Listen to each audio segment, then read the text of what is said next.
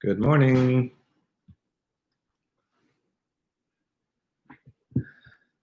How are you this beautiful day? Hope you're doing well.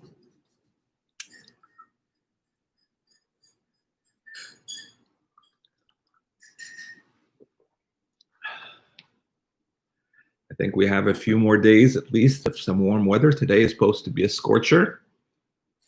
And I think around 32 degrees today. And so, yeah, enjoy it while it comes. Yes, some of you, yes, Rosario, you want your ice espressos ready. Yeah, you're not going to drink many of those next month. So enjoy them while you can. Good morning, everybody. Great to have you here. I'll wait another minute or two.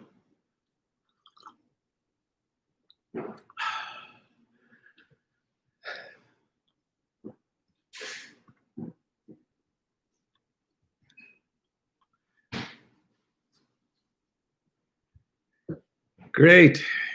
Good to have you here. And so we'll just jump right in together. I think it's ready to start. And we'll look together in Ephesians chapter 5. And we're reading just a couple of verses, verses 15 to 17. So I'll read the verses to you, okay?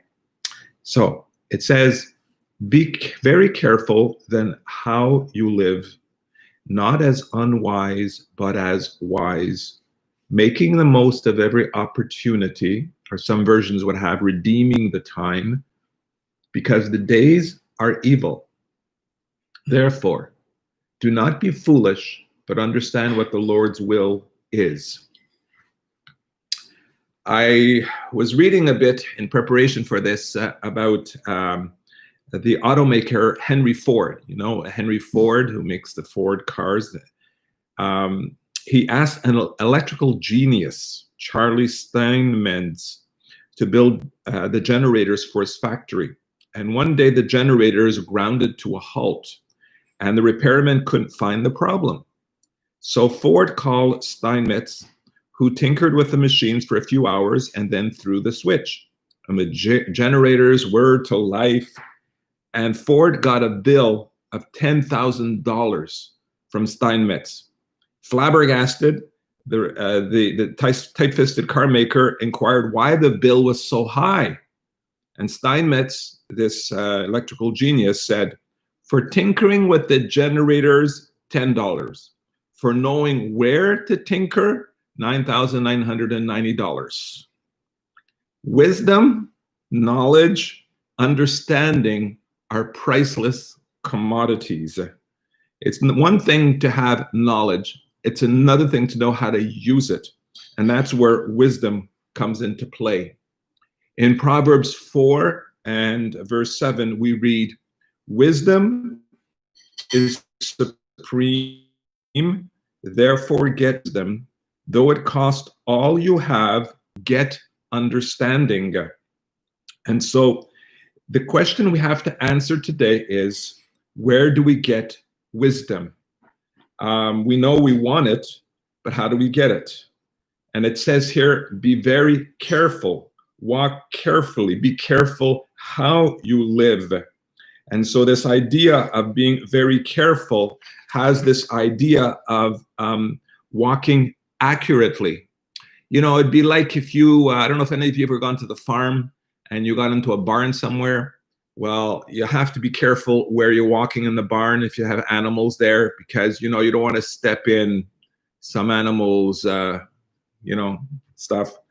And, or you got to be careful if you're in a construction site. For those of you who've worked construction, you got to be careful where you walk. There might be a nail on the ground and you don't want to, get yourself pricked by a nail. Those who have gardens, you got to be careful where you walk. You don't want to walk in your tulips or your flowers or some, other vegetable that you've been, growing. And so it says here, be careful where you walk, walking not as fools, not as unwise, but as wise. And so again, the idea here is that a wise man or a wise woman thinks before they act. You don't act just on impulse or feelings or desire. The wise person is one who insists that they're going to think it through, they're going to slow it down, and they're going to meditate. I know for my wife and I, when we come to make decisions that are over a certain amount of money, we refuse to make the decision on the spot. We usually take 24 hours, and we'll tell the people, our rule is that we don't make a decision for a certain amount of money unless we spend the night thinking about it. And so that's just a rule that we've followed, and it's helped us and protected us, because sometimes during that night we get wisdom, and maybe we cancel it or we do something differently. So it says we should walk carefully. So the question is, why should we walk carefully? Well, it says it in the text, making the most of every opportunity because the days are evil. So it says we are to make the most of every opportunity. Another version would say, redeeming the time because the days of evil. So the question is, what is redeeming the time? And so redeeming the time it really has a money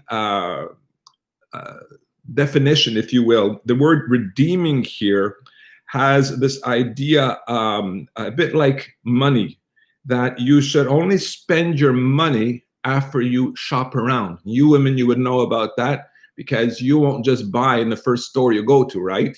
Or my wife won't. You shall have to go to 20 other stores and make sure that she's got exactly what she wants and compares it to many other items. And so it says that for that area of money, we spend our money on what we feel is necessary, and we'll be careful. Now, here's a good story I thought was interesting. It talks about, imagine if every day to your bank account each morning was credited $86,400, okay?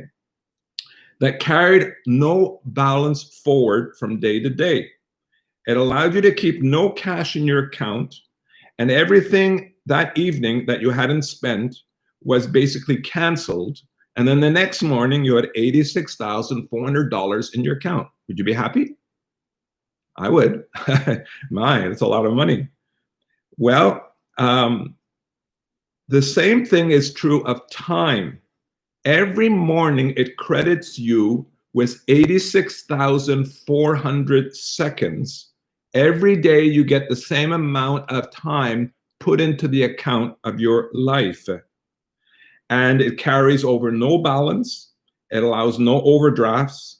And each day it opens with a new account with you. Each night it burns the records of that day.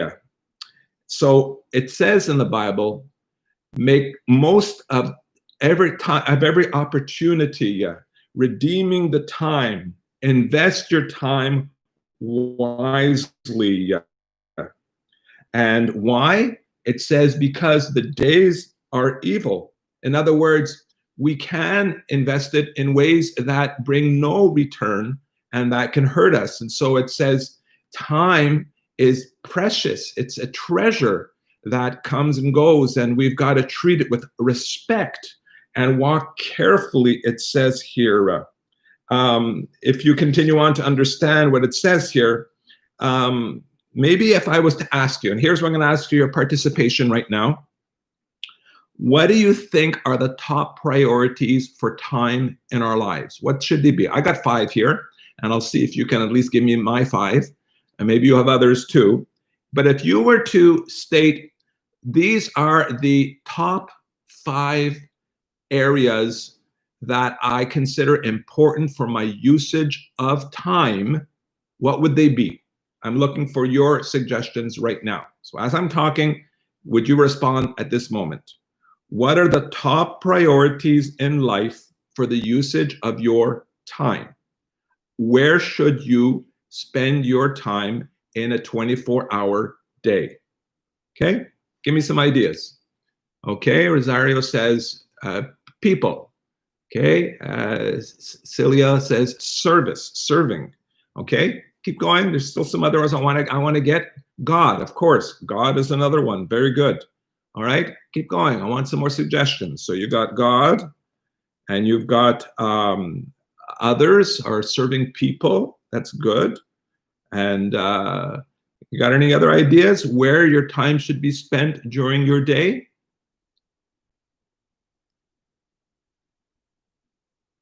I'm waiting. Worshiping God. Yes, we got that one. Very good. Work. Yes, that's very good. When we talk about people, which kind of people should we be focusing on during our days and our time? I'm looking for a specific here. When we talk about family, yes, very good. Family. And I'm missing one more. Come on, put your heads on, put your thinking caps on. What other area should we focus on in our day-to-day area?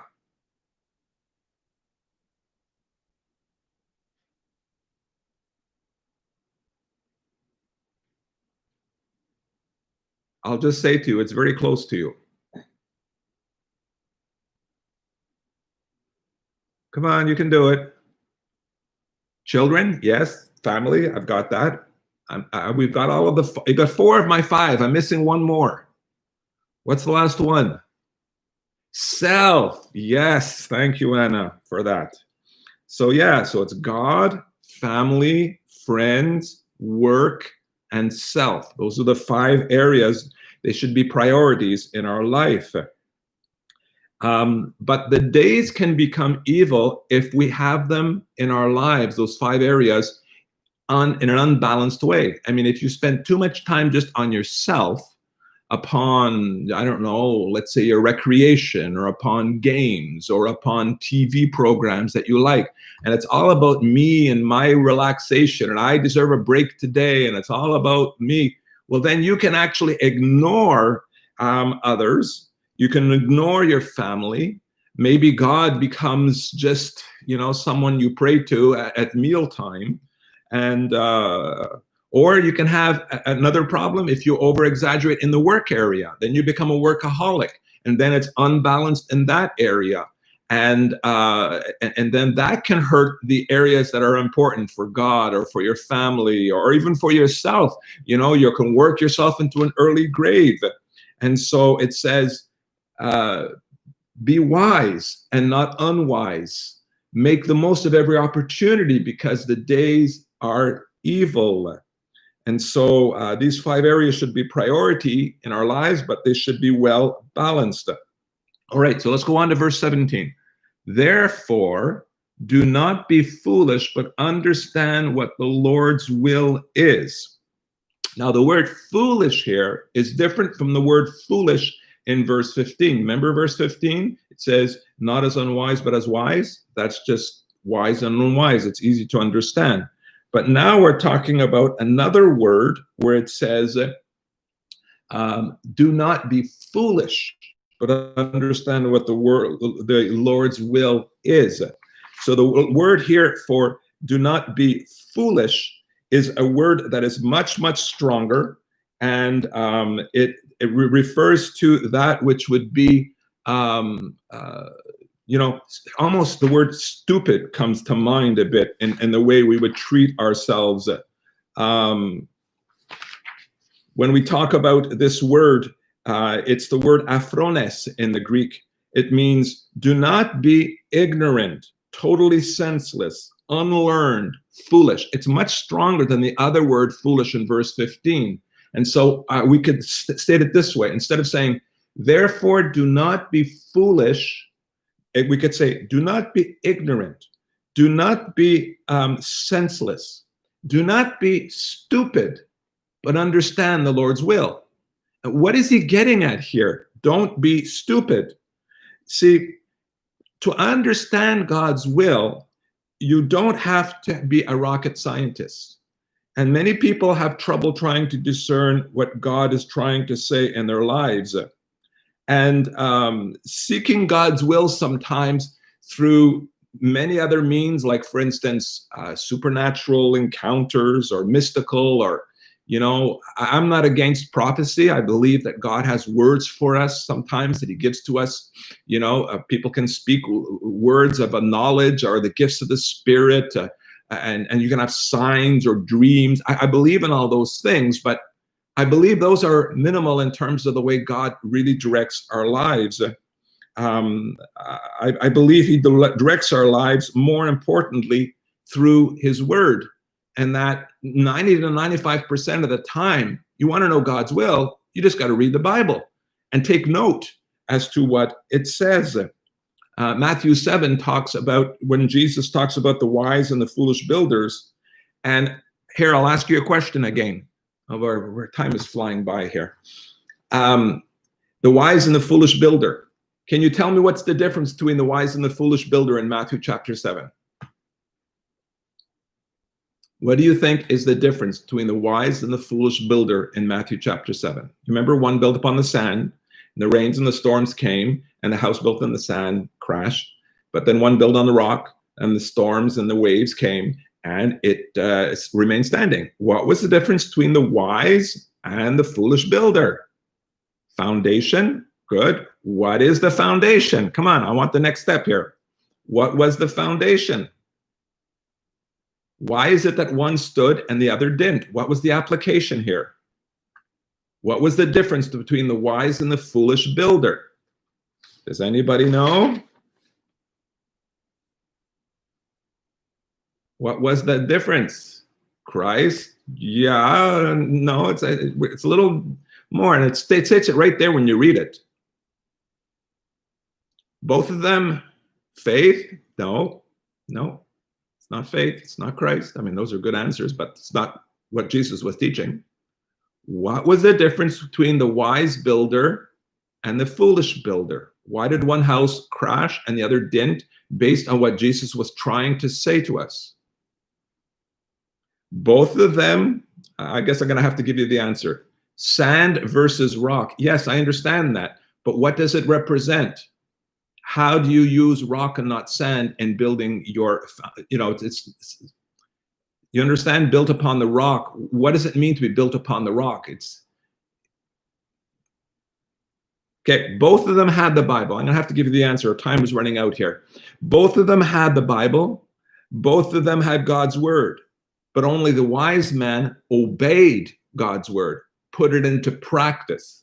And it says, if you hear God's word and don't put it into practice, it's like you have a mirror in front of you and you see yourself, but you forget the image being reflected. And so by understanding what the will of God is not enough.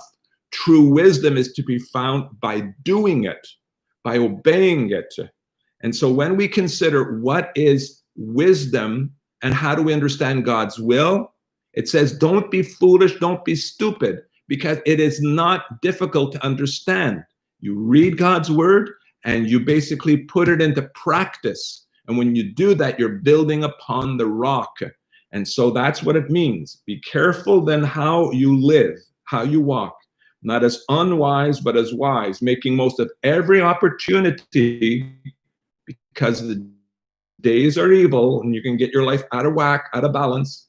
Do not be foolish, do not be stupid, but understand what the Lord's will is, and the Lord's will is understandable, and we know what it is because it is not a mystery to us. We know his will is to build on the rock, and the way we build on the rock is that we recognize that his will is to look at his word, and as we read it, to put it into practice and to obey God and to truly not just understand it, but do it, makes you wise and not foolish.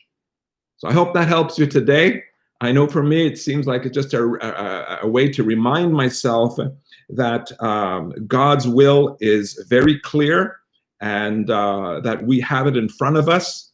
And that's why it says, he says, don't be foolish, but understand. We can understand. And by understanding and practice it, we truly become wise because we're redeeming the time, because we recognize the days are evil and the temptations are great to fall in the wrong way. So have a blessed day in the Lord. Thank you for being with me, and we'll see you on Thursday. Read up Ephesians 5:18 on being filled with the Spirit. I have a great message for you on Thursday morning. Look forward to seeing you. Bye now.